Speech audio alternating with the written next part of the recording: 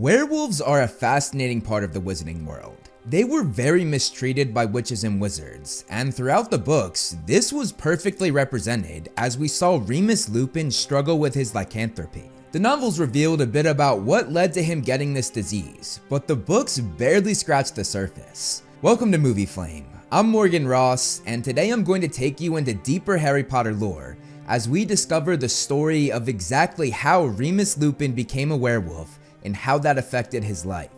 If you enjoyed this video, please consider liking and sharing. It will greatly help to grow and sustain the channel. And if you like what you see, hit that subscribe button, and you can also follow me on all of my other social media pages, all of which are linked down below and all of which house similar content that I make here on this channel. Now that I've said that, let's get into it. I'm going to start by taking you to the late 1950s, following a man named Lyall Lupin. Lyall had become a world-renowned authority on non-human spiritus apparitions. This eventually led to him chasing an intensely vicious boggart into a dense Welsh forest. While in there, he heard a scream, and he rushed to the voice. This led to a scene where a beautiful muggle woman was terrified of a large, evil-looking man who was bearing down on her. This was not a real man though. This was the boggart that had taken the shape of her worst fear in that moment. When Lyall arrived, he sent the boggart away using magic, but Hope, not knowing that magic existed, she merely thought that he had bravely chased the man off. Lyall then escorted the beautiful woman out of the forest, and this was the start of a love story. When things became more serious, Lyall told Hope that he was a wizard, and she accepted this without question. She even laughed at his admission that she had never been in any real danger when they met in the woods. Eventually, the two got married, and Hope put a boggart topper on their cake, the thing that had brought the two of them together.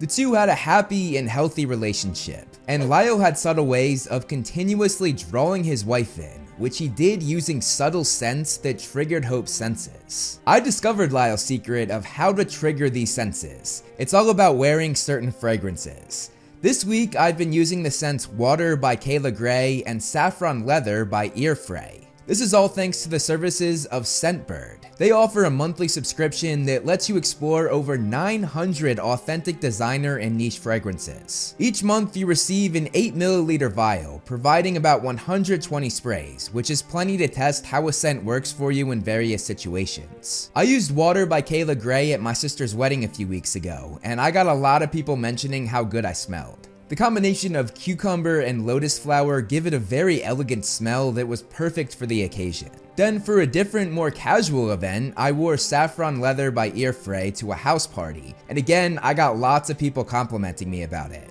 The combination of cinnamon and saffron is perfectly balanced, and the smaller Scentbird vials made it super easy to travel with. I could just throw it in my bag and it didn't take up too much room. With Scentbird, you can change your fragrance every month, avoiding the commitment and cost of pricey full-size bottles that can range from $300 to $500. I recommend you test different scents for different occasions, as well as for different outfits, because sometimes these fragrances can enhance your style. If you want to try this for yourself, there's a special deal going on right now. You can get 55% off your first month when you use code FLAME2 or scan the QR code that's on the screen. You get to try your first fragrance from Scentbird for only $8, and your next month will only be $16.95. Again, that's FLAME2 for 55% off your first month, or you can scan the QR code on the screen. Now, back to the show. 1 year after getting married, Lyall and Hope welcomed their first and only child, Remus John Lupin. He was a happy, healthy boy who showed early signs of magic. This made the couple excitedly fantasize of Remus going to Hogwarts School of Witchcraft and Wizardry, just as his father had done. By the time Remus was 4 years old, the presence of Voldemort's rise became more and more pronounced, as dark magical activity across the country was increasing. Voldemort's Death Eaters began recruiting all kinds of dark creatures to join them in their quest to overthrow the Ministry of Magic. This led to the Ministry calling in the services of those well immersed in dark creatures, and this included Lyall Lupin. Lyall was not as respected as some other experts because he normally dealt with creatures that were far less dangerous. Nevertheless, Lyall became part of the Department of the Regulation and Control of Magical Creatures. It was here that he came face to face with a werewolf named Fenrir Greyback. At this time, werewolves had been shunned by the Wizarding World, leading to many of them living in self-described packs. The relationship between werewolves and the Ministry of Magic was worse than ever, which was due to a law that Newt Scamander, a highly respected magizoologist, put into place. This was the Werewolf Registry, which required all werewolves to come in and register themselves so that the Ministry could keep tabs on them. Among his many accolades, this was one of the few bad things that Newt Scamander did for the Wizarding World. Greyback found himself in the Ministry of Magic while being questioned about the death of 2 Muggle children. He played his part well, as he claimed to be nothing more than a Muggle tramp who was utterly amazed at finding himself in a room full of wizards and horrified by the talk of the poor dead children.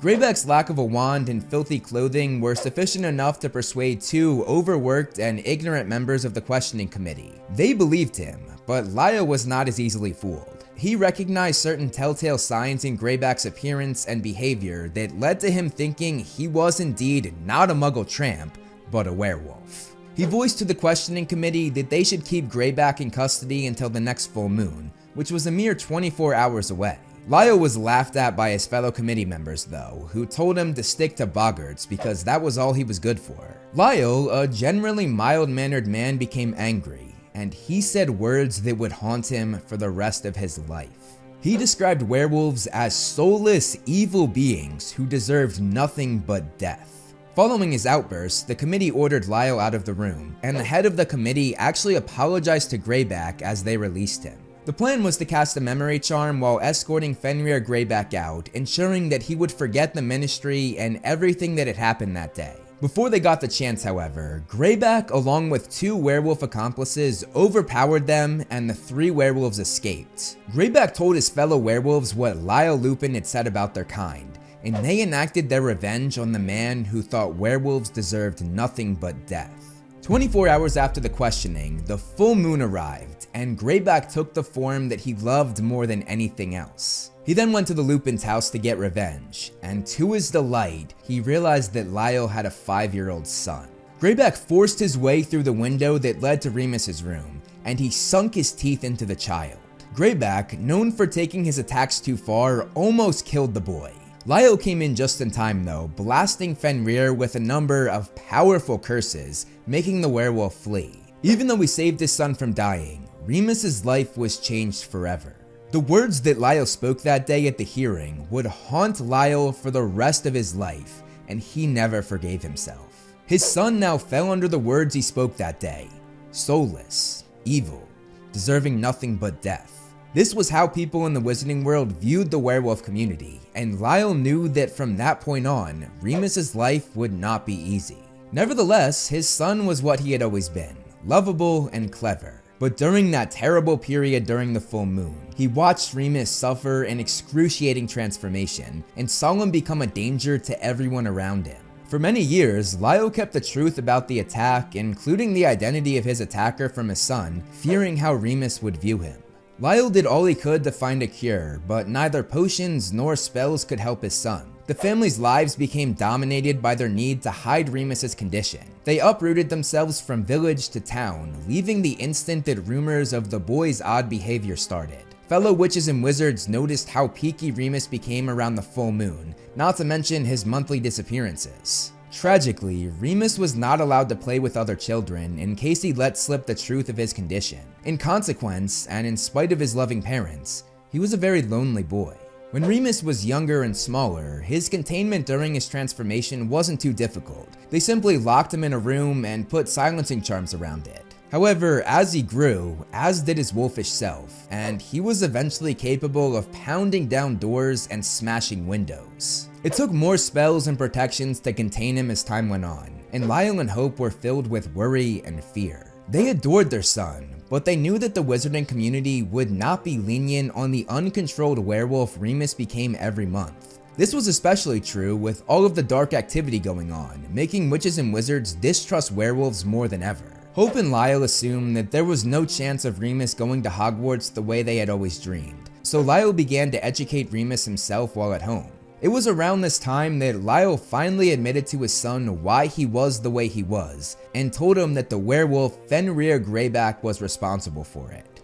Shortly after this, Remus turned 11, and Albus Dumbledore, the headmaster of Hogwarts himself, showed up at their door. Lyall and Hope, assuming the worst from the world and desperate to protect their son, did not let Dumbledore in their home at first. It soon became clear though that Dumbledore was there to help Remus, not to cause him any harm or lock him up. Albus explained to the Lupins that he knew what had happened to their son, despite the fact that Lyall and Hope had done everything they could to try and cover it up. Albus knew the truth because Greyback had boasted of what he had done, which Dumbledore's many spies reported back to him. The headmaster then said something that the Lupin family never thought was possible. He invited Remus to come to Hogwarts School of Witchcraft and Wizardry.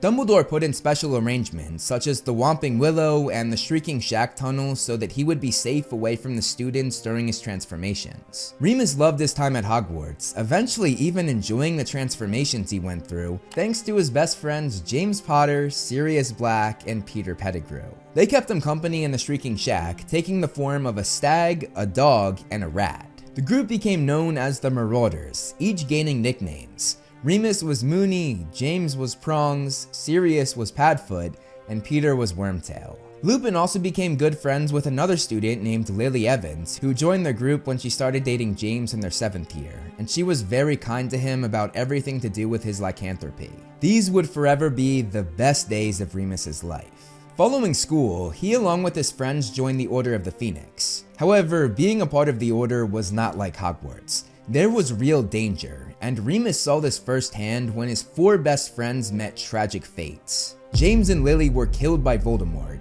Sirius was locked in Azkaban for aiding Voldemort in their murder, as well as for killing Peter. This tragedy led to the downfall of Lord Voldemort, and while others celebrated, this marked the beginning of a long stretch of loneliness and unhappiness for Remus. He had lost his 4 closest friends, and with the Order of the Phoenix disbanded, his previous comrades returned to busy lives with their families. For Remus though, his mother Hope was now dead, and while Lyall, his father, was always delighted to see his son, Remus refused to endanger his father's peaceful existence by returning to live with him. It was nearly impossible for him to get a job, leading to Lupin having very little money, and on top of that, his transformations began to take a toll on his body. He was a pariah amongst the wizarding world, and looked down upon and mistreated for what he was. The invention of Wolfsbane potion eased his pain a bit. It did not cure his lycanthropy, but it allowed him to retain his human consciousness while in his animalistic form. This meant it turned him from a dangerous beast to an ordinary sleepy wolf. Albus Dumbledore eventually came to his aid again, offering him a job at the school he once loved, teaching Defense Against the Dark Arts. It was here that he met James's son Harry, learned that Sirius was innocent, and discovered that Peter was alive and the true traitor. Though he was reunited with Sirius, this reunion came to an end soon after Sirius lost his life in battle right in front of Lupin. Lupin rejoined the Order of the Phoenix upon Voldemort's return in the 1990s, and this reformed group included an Order named Nymphadora Tonks. Remus quickly fell in love with the Metamorph Magus, much like his father fell in love with his mother. However, Lupin knew that his feelings could never be reciprocated because of what he was. He found himself wanting to leave so that he did not have to endure the pain of watching Tonks fall in love with a handsome young wizard in the Auror office. It had never occurred to Remus that Tonks could return his feelings. His condition had made him think that he was undesirable and unworthy of a normal life and a normal relationship. Remus's immediate response to Tonks being in love with him gave him a happiness he had never experienced in his life. But this was extinguished almost at once by a sense of crushing duty. He had always known that he could not marry and run the risk of passing on his painful, shameful condition.